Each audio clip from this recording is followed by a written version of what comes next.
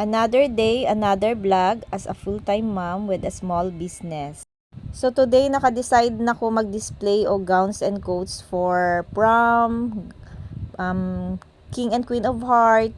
Kay daghan na kay naga-PM na gusto na sila mo anhi pero wala na ko ginapaanhi kay wala pa ako naka-display og mga gowns. So with the help of my assistant Jacel, na mas napabilis or mas napaspas ang ako ang trabaho. Thank you, Jacel. Gusto lang na ako i-share sa inyo kanang gamay pa lang ko hilig na ako mag-drawing og mga gowns, naga-sketch ko gowns.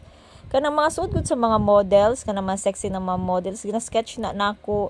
Siguro I was like 5 years old. And karon adult na ko, wala akong magdahom na inani ang magiging line sa ako ang negosyo. Small business lang siya pero makabuhi na siya og maka-invest gamay basta kabalo lang jud ka mag-save og mag-rolling. Kung naay halin, ipalit na ko og mga gowns na ginapangita sa client, inana lang gina-rolling lang nako siya. And nagsugod lang jud ko ani sa scratch kay siguro mga ano lang si Aya, 5 years old, mga 2017. Bali naamang ko'y duol na surplus diri sa amoa. And then si Aya, ginauban na nako, ginakuyog na ako kay palitan ako siya costume inana.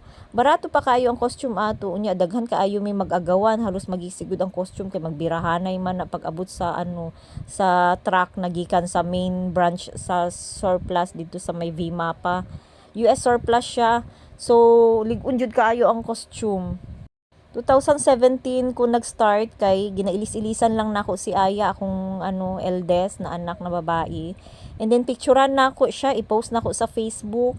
Lahi-lahing mga costume, diha na ako ginapalit sa surplus. And then naanay mag-PM sa ako at siya kanang naa kay costume na ani, pwede nako rentahan. Hantud didto nako na murag na engganyo na magparenta.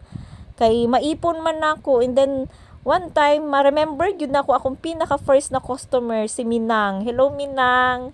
Unta mapanood ni mo ni kanang daghan na sila from Muslim village, nag-rent sa ako isa ka grupuhan. So, dati katong mga costume na akong ginapalit sa surplus, ginabaligya lang na nako, ako'y ginasuplayan sa may maa. Kay wala pa man ko space jud.